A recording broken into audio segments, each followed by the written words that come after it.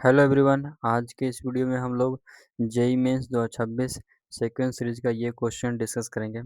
Question में दिया हुआ है कि let A B the set of the first 101 terms of an AP whose first term is 1 and common difference is 5 and let B the set of 71 terms of an AP whose first term is 9 and common difference 7। Number of elements in A intersection B which are divisible by 3। मतलब आपको दो APs दे रखे हैं, उन दोनों में common terms कौन कौन से वो फाइंड आउट करना है जो तीन से डिविजिबल आपको। ठीक है, तो बहुत ही आसान क्वेश्चन आपका ये है। तो पहला जो एपी है उसका फर्स्ट टर्म आपका 1 है, कॉमन डिफरेंस 5 है, तो ये हो जाएगा 6, 11, 16 एंड सो ऑन। और दूसरा एपी दे रखा है 9, 16, 23 एंड सो ऑन। ठीक है, इसका जो लास्ट टर्म है वो क्या होगा, 101 टर्म्स, तो वो आपका हो जाएगा 1 प्लस 100 इंटू 5। तो ये आपका हो जाएगा 101th टर्म। ठीक है, और इसका जो लास्ट टर्म है 71th टर्म, वो आपका हो जाएगा 9 प्लस 70 इंटू 7। तो ये आपका आ गया 4999, और ये आपका आ गया 501 आपका आ गया। ठीक है, यहाँ तक समझ में आ गया। अब इन दोनों में कॉमन एलिमेंट्स फाइंड आउट करने के लिए सबसे पहले हम क्या करते हैं, सबसे पहले एक कॉमन एलिमेंट फाइंड आउट करते हैं। तो सबसे पहले कॉमन एलिमेंट आपको 16 दिख रहा है, तो ये आपका 16 हो गया।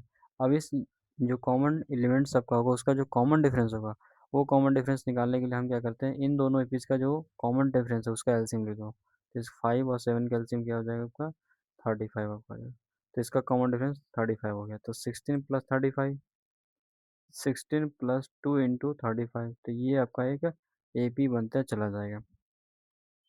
अब इसका जो लास्ट टर्म होगा वो कहाँ तक जाएगा वो फाइंड आउट करना पड़ेगा, या फिर इसके अंदर कितने टर्म्स होंगे वो पता करने के लिए क्या करें, इसका जो जनरल टर्म होगा 16 प्लस n-1 इंटू 35, ये value less than equal to 499 होगा।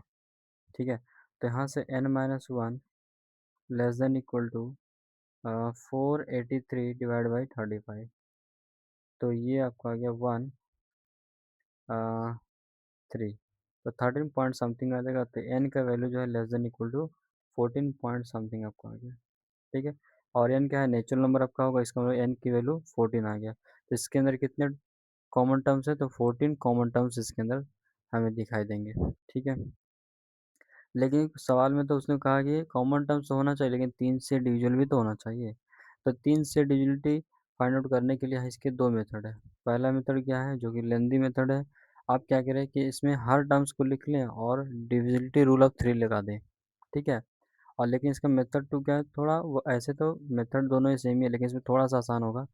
हम क्या करते हैं, इसका जनरल टर्म लिखते हैं इसी पे क्या, तो जिसको मैं टी एम बोल देता हूँ यहाँ पर। तो ये हो जाएगा 16 प्लस m-1 इंटू 35, ये आ गया, है ना। तो इसका आपका जनरल टर्म ये आ गया। अगर मैं इसको 3 से डिवाइड करता हूँ तो क्या आना चाहिए, या तो 0 आना चाहिए या तो 3 का मल्टीपल आना चाहिए। तो 3 से डिवाइड करने पर इसको तो 3 से जब डिवाइड करो तो इसका इसका डिवाइड करने पर रिमाइंडर क्या आएगा, 1 आएगा, और इसको डिवाइड करने पर रिमाइंडर 2 आएगा। तो 2 इंटू m-1 आ गया।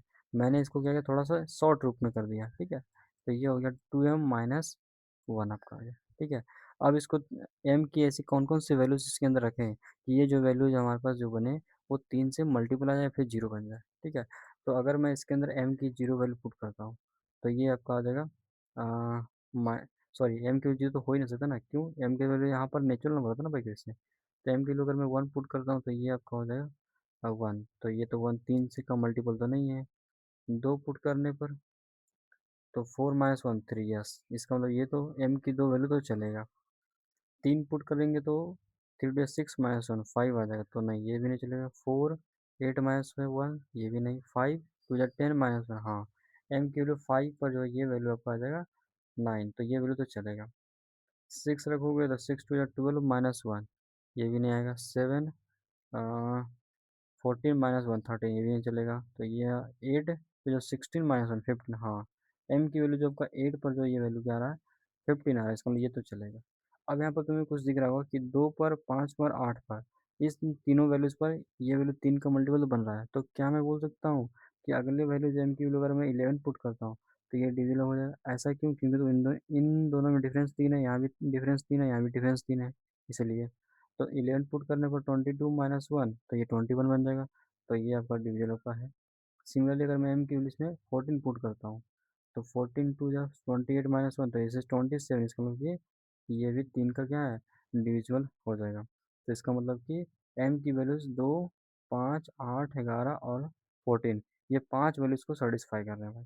ठीक है, इसका मतलब कि इसके अंदर कितने कॉमन टर्म्स है जो कि 3 से डिविजन आपका होगा, तो वो है आपका 5। तो 5 इज द करेक्ट आंसर।